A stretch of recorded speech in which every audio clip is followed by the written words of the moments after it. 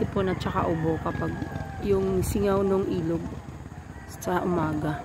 Dito kasi siya gumagaling. Kaya nandito kami, 2 days na kami nagaganito. Gumigising kami ng maaga para magpahamog. At ayan, medyo nag-uumaga na. Yan yung ilog namin. Nandito kami nakaupo sa tulay. Ayan, yung bridge na to. Yan.